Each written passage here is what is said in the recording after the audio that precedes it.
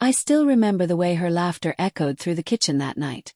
Carefree, bright, completely unaware that in less than an hour, that same voice would break everything I thought was real. It started with something small, it always does. A phone face down during dinner. The kind of nervous smile that doesn't quite reach the eyes. I told myself I was paranoid, that marriage needed trust, not suspicion. But trust is a fragile thing. Once a crack forms, you start seeing fissures everywhere. Maya and I had been married for 6 years. We met in college. She was the wild one, the kind who danced barefoot at parties and lived like every day was a dare. I was quieter, more grounded. She said I balanced her out. I believed her. Our marriage wasn't perfect, but it was ours. Shared Sunday mornings, inside jokes, small fights over toothpaste caps, and making up in the dark when words failed. I thought we were solid. Then one Friday night everything shifted. She'd gone out with friends from work. One of those casual phrases that should have meant nothing.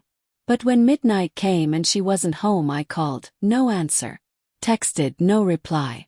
Around 2 a.m. I heard her key in the lock.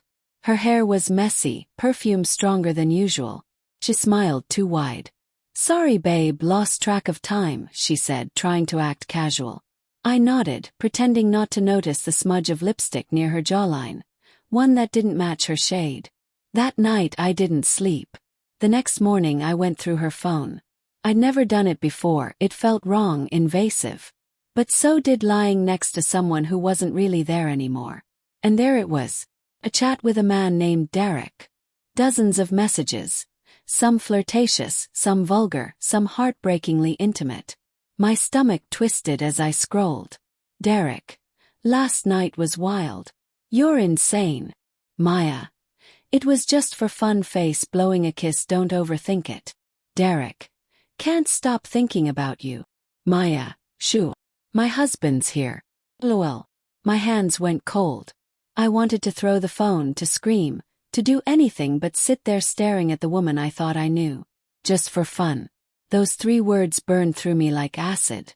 When she woke up, I didn't yell. I didn't cry. I just looked at her and said, quietly, how long? Her face froze like someone had ripped the mask right off. What are you talking about? She stammered. I handed her the phone. She stared at it, color draining from her face. It didn't mean anything, Aaron. Please. It was stupid. A mistake. A mistake. My voice cracked. You called it fun.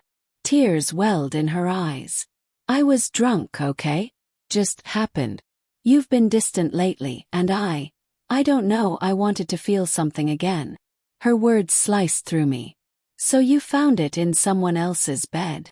She started sobbing, but I couldn't comfort her. Not this time. The distance she accused me of. It wasn't distance. It was trust. And she'd set it on fire. The next few weeks were a blur of numb days and sleepless nights. She apologized every morning, every night, begged for counseling, promised it was over. But the truth. Once betrayal enters a home, it never really leaves. I tried, God, I tried. But every touch felt hollow, every kiss tasted like someone else. I saw him in every corner of our house. In her laughter, in her texts, in the way she hesitated before saying, I love you. So I filed for divorce. She cried through the papers, begged me to reconsider.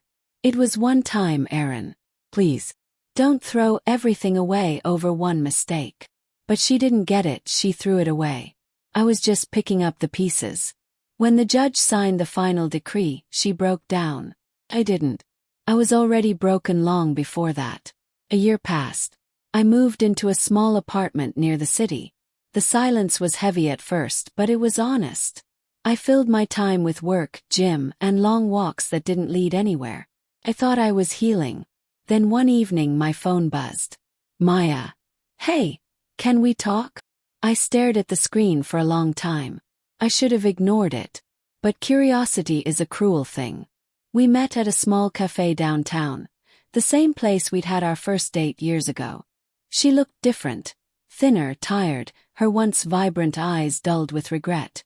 I'm sorry, she started, voice trembling. I think about that night every single day. About how I ruined us. I said nothing. She went on. I thought it was harmless. Stupid, reckless thing. I didn't realize what I was destroying until I saw you walk away. Her voice cracked. I miss you, Aaron. Miss us. Can we try again? For a second I almost felt sorry for her. Almost. But then I remembered the messages, the lies, the nights I lay awake wondering why I wasn't enough. I leaned forward. You cheated for fun, Maya. Do you know what that means? You didn't do it because you were lonely or hurting. You did it because it felt exciting. Because our life wasn't a thrill anymore. Tears slid down her cheeks. I know. I was stupid. Please, just give me a chance to make it right. I shook my head. I don't think you can make something right after you've laughed while breaking it. She reached across the table, desperate. I still love you. I looked at her hand, then at her eyes. You loved yourself more. She tried to reach out again over the months. Texts, calls, even showing up at my door once, crying in the rain like something out of a movie. But real life doesn't have cinematic reunions. Has boundaries. Has scars.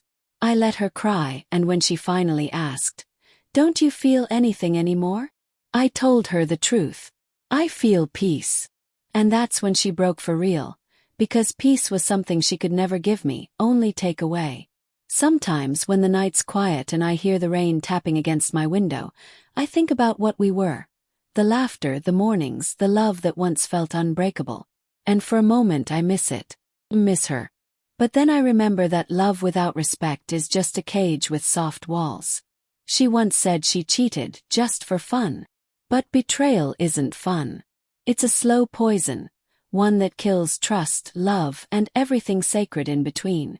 Now she lives with regret, and I live with peace. And if there's one thing I've learned, it's this. Forgiveness isn't about taking someone back. It's about freeing yourself from the version of you that kept waiting for them to change. A few months ago I saw her again, by accident at the grocery store. She was standing in the cereal aisle, holding a box of Frosted Flakes, the kind I used to eat. Eyes met. For a second, time folded in on itself. The years, the heartbreak, the silence.